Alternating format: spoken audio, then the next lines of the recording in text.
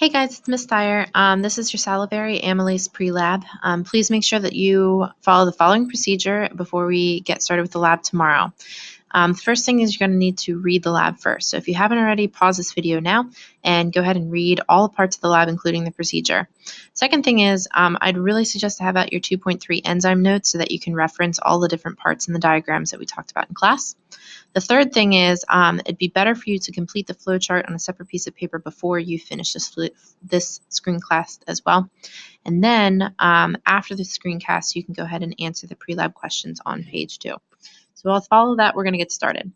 Tomorrow in lab, we're going to be working with a specific macromolecule that we've talked a lot about so far called starch. And starch is part of the carbohydrate group. Oops.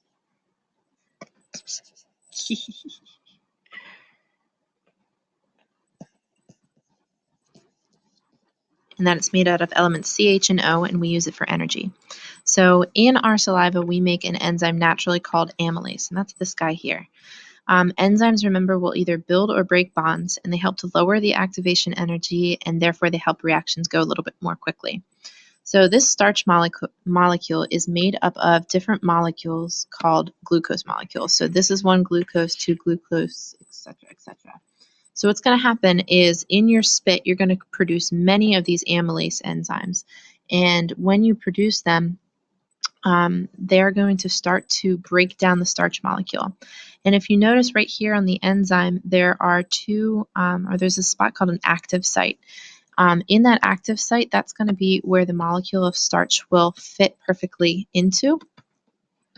And we learned about in class that all enzymes have active sites that are perfectly fit to the substrate. Okay, so in this particular example, starch is going to be our substrate, and enzyme is going to be amylase. And what's going to happen in this reaction that we're talking about in lab is the amylase is actually going to move and perfectly fit into the starch molecule. The instant that that's going to happen, the bond between the two starch molecules is actually going to disappear. All right, so the bond is going to be broken. And what that produces when the amylase is removed is 1 free molecule of glucose. So that's going to happen time and time again. So the amylase is going to land, the bond is going to be broken, and then the substrate is going to be released. And we call these parts of the reaction the products. Okay, so the products in the reaction for the lab is going to be glucose molecules. Okay, so this entire process aids in digestion, and what we're going to see is after a while, the amylase molecule is going to work down through the starch, and you're going to see all of these glucose molecules being released. So the way that we're going to work the lab tomorrow is you guys are going to have a series of test tubes. So you test tubes 1, 2, 3, 4, 5, and 6. So we'll just focus on the first 3. What you're going to do is test tube number 1, you're going to put starch only. What that's going to do is that's going to put only the substrate into the test tube. Okay. Test tube number 2, you're going to be putting amylase only. Now, if you've read the lab, you'll find that we make amylase naturally in our spit. So we're going to be actually spitting into the test tube. But what that did is that gave us the enzyme, but it did not provide the substrate. Okay, so substrate, no enzyme, we're not going to get a reaction. Enzyme, no substrate, we're not going to get a reaction. That brings us to test tube number 3. In test tube number 3, we're going to see that we're going to have the person who goes through the lab, they're going to spit in the test tube, but we're also going to have them swish their mouth with a little bit of starch in it. And what that's going to do is you can see that we're going to have an enzyme now, plus we're going to have the starch or the substrate. Because both the enzyme and the substrate are in the test tube 3, we are going to have a chemical reaction. And as we saw in the previous slide, that chemical reaction is going to produce little tiny glucose molecules. Okay, so we're going to release that, and that's going to be our product. Okay, so all of this is to say that if you read your lab, you'll find out that we're actually using 6 test tubes instead of 3. The first 3 test tubes that we're going to use are going to be identical to the second set of 3 test tubes we're going to use. So you can see this one has substrate, no enzyme. This one has enzyme, no substrate. This one has both. This one has substrate. This one has enzyme. This one has both. So they're identical to each other. This first set we're going to test using starch as an indicator. A chemical indicator is something that will change color in the presence of a certain molecule. And remember, we're going to use iodine to test that. So iodine is going to be our indicator. I think I said starch. Oops.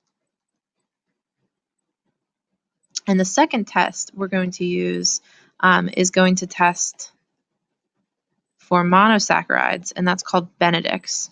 And Benedict's solution tests for the presence of monosaccharides. That says monosaccharides, like glucose. Okay.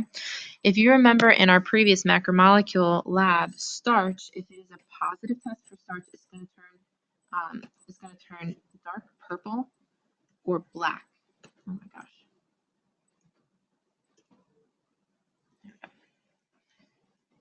Okay, if it's a negative test, it's going to remain yellow. Okay. Benedict's solution, if it's a positive test, it's going to turn orange. If it's a negative test, it's going to say blue. Okay. So all of that is to say, let's take a look at this and let's see if we can predict the results. If we have a test tube right here that has a substrate and it doesn't have enzyme, if we test these with iodine,